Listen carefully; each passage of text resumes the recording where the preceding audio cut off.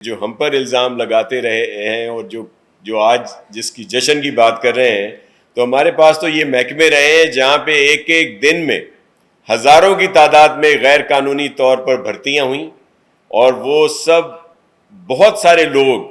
ان میں وہ نکلے جب آپریشن ہوا کہ کوئی ساؤتھ افریقہ میں تھے، کوئی کہاں تھے، اور جن کے پورا ایک لسٹ تھی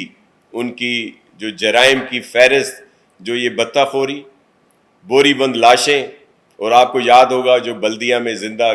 لوگوں کو صرف بھتے کے لیے جلا دیا گیا تھا، اور وہ لوگ اب اس طرح کی جو حامل ہوں وہ پیپلز پارٹی کے لوگوں پر الزامات لگائیں، تو شرم آنی چاہیے ان کو۔ جو بھی انہوں نے شہید ذوالفقار علی بھٹو صاحب کے خلاف بات کی ہے اس پہ متحدہ قومی موومنٹ معافی مانگے، اور میں سمجھتا ہوں کہ متحدہ قومی موومنٹ کو چاہیے اپنے اس نفرت انگیز اور تعصب انگیز سیاست کا اور جھوٹ کی سیاست کا باب بند کرے۔ ہم نہیں چاہتے کہ بدتمیزی کی بات کا جواب بدتمیزی سے دیں، نہ ہی اس طرح کی سیاست جو ہے آج کے لوگ پسند کرتے ہیں، اور جس نے اس ملک میں نفرت کی سیاست کی تو آپ ان کے حشر بھی دیکھ لیے، چاہے شہید ذوالفقار علی بھٹو صاحب کی کنٹریبیوشن ہو، چاہے شہید محترمہ بے نظیر بھٹو صاحبہ کی کنٹریبیوشن ہو، یا محترم آصف علی زرداری صاحب کے جو پچھلے 5 سال تھے جب وہ پریزیڈنٹ تھے اور پیپلز پارٹی کی 2008 والی حکومت تھی، جو ان کا کانسٹیٹیوشن میں، آئین میں لوگوں کی وومن امپاورمنٹ کے لیے 200 چیزیں ہیں، اگر اس کو آپ پاکستان کی اس پوری 75 سال کی تاریخ میں اگر سائڈ میں کر دو گے تو بہت، میں سمجھتا ہوں کچھ بھی نہیں بچا آپ کے پاس۔ ان کے لیے یہ بات کہنا کہ شہید ذوالفقار علی بھٹو صاحب نے پاکستان کی تقسیم کی، میں سمجھتا ہوں یہ ڈوب مرنے کا مقام ہے متحدہ کی اس کی لیڈرشپ پر۔ تھوڑا برا وقت ہے، اپنے قائد کو چھوڑ کے چلے گئے۔ پیپلز پارٹی کے جتنے بھی لوگ ہیں انہوں نے اچھے برے وقت دیکھے، ابھی کبھی لیڈرشپ کو نہیں چھوڑا۔ آج اپنے قائد کو لیڈر ماننے کے لیے تیار نہیں ہے خالد مقبول صدیقی اور ان کے باقی جو متحدہ کے لوگ ہیں، اور ہم یہ بھی مطالبہ کرتے ہیں کہ گورنر سندھ فوری طور پر مستعفی ہو جائیں، کیونکہ وہ بھی اسی متحدہ قومی موومنٹ کی ہی طرف سے گورنر بیٹھے ہوئے ہیں۔ آپ کے پاس کوئی مینڈیٹ نہیں ہے، اور ہم چاہتے ہیں کہ گورنر استعفیٰ دیں، اور ہم چاہتے ہیں کہ اس صوبے میں اب مزید، یا اس ملک میں مزید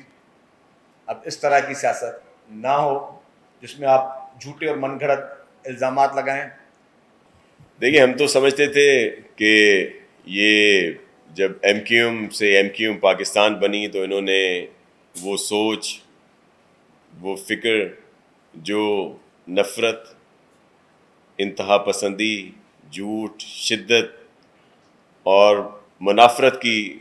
جو سیاست تھی اس سے بھی انہوں نے کنارہ کشی کی، لیکن ایسا نہیں ہوا، اور وہ سوچ انہوں نے نہیں چھوڑی۔ اور وہ حقیقت ہے کہ سب کہتے تھے کہ یہ جب ایم کیو ایم سے ایم کیو ایم پاکستان بنی تو وہ ایک رات میں ایک وہ ٹھاکر صاحب تھے رینجرز کے جو ان کو لے گئے اور بعد میں صبح کو ایم کیو ایم پی بن گئی۔ تو اب یہ اس سوچ کی ہی عکاسی کرتی ہے کہ وہی دم ٹیڑھی کی ٹیڑھی رہی، اور یہ اپنی وہ جو نفرت کی سیاست ہے اس کو انہوں نے خیر آباد نہیں کہا، اور شہید ذوالفقار علی بھٹو جن کے احسانات سب کے اوپر ہیں، اور ان کے لیے انہوں نے اس طرح کے الفاظ استعمال کیے۔ پرویز مشرف کے دور میں 9-10 سال اقتدار میں رہی نا، اور بلو آئیڈ بوائے بھی تھی ایم کیو نا، ان دنوں میں یہ 100 قتل بھی کرتے تھے، ایس ایچ اوز کو بھی چن چن کے مارتے تھے، پوسٹنگ کروا کے ایس ایچ او جنہوں نے کراچی آپریشن میں پارٹیسپیٹ کیا اس میں لوگوں کو مارتے تھے، اپنے اسکور سیٹل کرتے تھے، بدماشی گنڈا کرتی سب ایم کیو ایم کام کرتی تھی۔ اس وقت ایم کیو ایم نے کیوں نہیں کوٹا سسٹم ختم کروایا؟ اگر اتنا ہی برا تھا تو اس وقت ختم کروا لیتے۔ اس کے بعد جب بھی اقتدار میں رہی ہے، اچھا اقتدار میں رہی ہے کافی دفعہ، یہ سندھ حکومت کے ساتھ بھی اقتدار میں رہے ہیں، کسی ایک میٹنگ میں کہہ سکتا ہوں حلفیہ انہوں نے نہیں کہا کہ کوٹا سسٹم ختم کرو۔ ہاں یہ ان کے مطابق ہوتے تھے کہ ہمیں 4 ایڈمنسٹریٹر ہمیں چاہیے، فلاں یہ افسران ہمیں چاہیے، یہ منسٹری ہمیں چاہیے، یہ پورٹ فولو ہمیں چاہیے۔ کسی ایک منسٹری میں انہوں نے یہ نہیں کہا کہ کوٹا سسٹم ختم کرو۔ ابھی بھی ایم کیو ایم نے، جب آپ کو پتا تھا کہ جب اقتدار میں آئی جتنے بھی انہوں نے مطالبے کے، کوئی ایک مطالبہ دکھا دیں ایم کیو ایم کا، میں اوپن کرتا ہوں، کسی ایک ڈاکیومنٹ، بڑے ڈاکیومنٹ لہراتے بھی ہے نا کہ ہمیں انہوں نے ہمیں وہاں مطالبہ ڈالا ہو کہ کوٹا سسٹم ختم کرو۔ ایم کیو ایم نے کبھی کسی آفیشیل میٹنگ میں کوٹا سسٹم کو ختم کرنے کا مطالبہ نہیں کیا.